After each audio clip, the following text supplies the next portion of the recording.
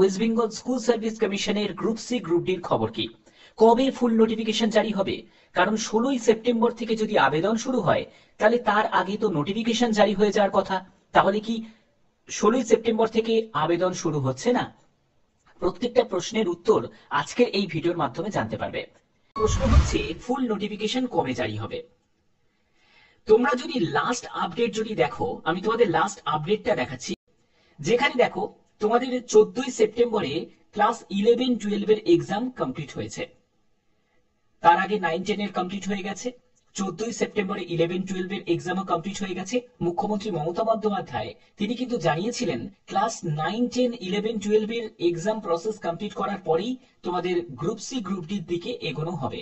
তো last update যদি তুমি দেখো 10ই সেপ্টেম্বর 2025 তোমাদের লাস্ট আপডেট এসছে কি রিগার্ডিং 14ই সেপ্টেম্বর 2025 তোমাদের যে পরীক্ষা হয়েছে সেকেন্ড এসএলএসটি অ্যাসিস্ট্যান্ট টিচারের 11-12 এর, তার যে কন্ট্রোল রুম রিগার্ডিং একটি নোটিশ জারি করেছিল।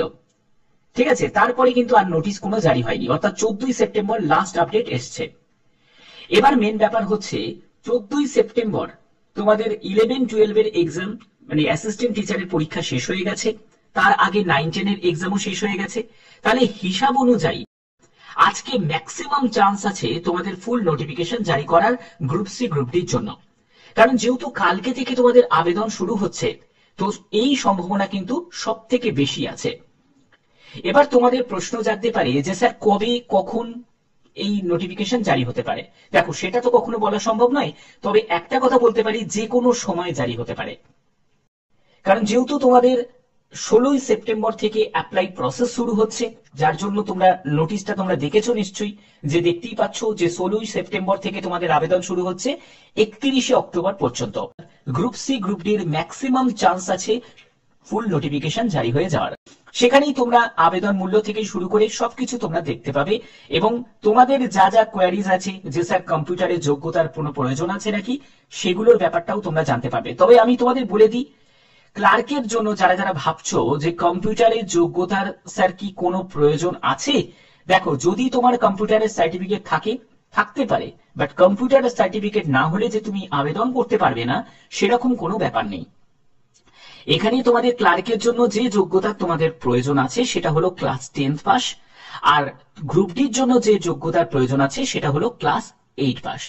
ওকে, আমি যদি এখানে গেজেটেড নোটিফিকেশনের জায়গাটায় যদি যাই, সেখান থেকে তোমরা দেখতে পাবে যে একটি লাইব্রেরিয়ান বলে পোস্টও কিন্তু রয়েছে। এবার এই পোস্ট নিয়ে কোনো কিছুই কিন্তু বলা হচ্ছে না। তুমি দেখবে যে তোমাদের যে নোটিশটা যেটা জারি করেছে, যেখানে তোমরা দেখতে পাচ্ছ গ্রুপ সি ক্লার্কের কথা বলা হয়েছে এবং গ্রুপ ডির কথা বলা হয়েছে, কিন্তু লাইব্রেরিয়ানের কথা তো বলা হয়নি।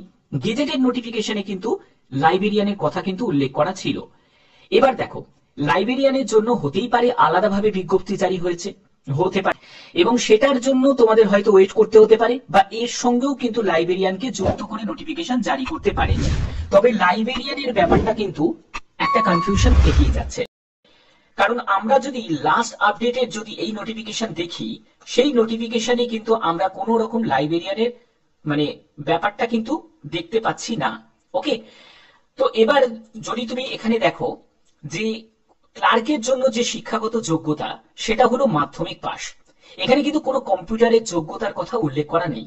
তার জন্য নিশ্চিন্তে থাকো, যদি তোমার কম্পিউটারের যোগ্যতা যদি থাকে তাহলে তো ভালো কথা, কিন্তু এটার জন্য কিন্তু কোনো রকম অসুবিধা হবে না যদি তোমার কম্পিউটারের যোগ্যতা যদি না থাকে। ওকে, বয়স হচ্ছে 18 থেকে 40 বছর, এসসি এসটিরা বয়সে 5 বছর ছাড় পাবে এবং ওবিসিরা বয়সে 3 বছর ছাড় পাবে, এবং ফিজিক্যাল হ্যান্ডিক্যাপ যারা আছো তারা 8 বছর কিন্তু রিল্যাক্সেশন পাবে।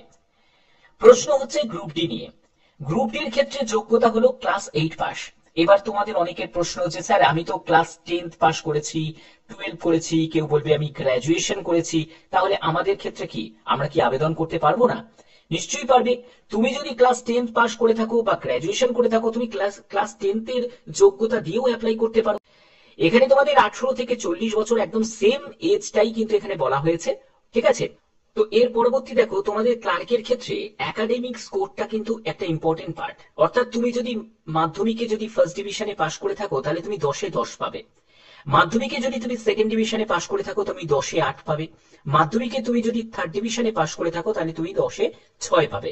ঠিক আছে, তো এই হচ্ছে তোমাদের এখানে একাডেমিক যে কোয়ালিফিকেশন, মানে মাধ্যমিকের যে যোগ্যতার, সেই যোগ্যতার এখানে 10 নম্বর তোমার মার্কস অনুযায়ী ভাগ করা আছে। ওকে,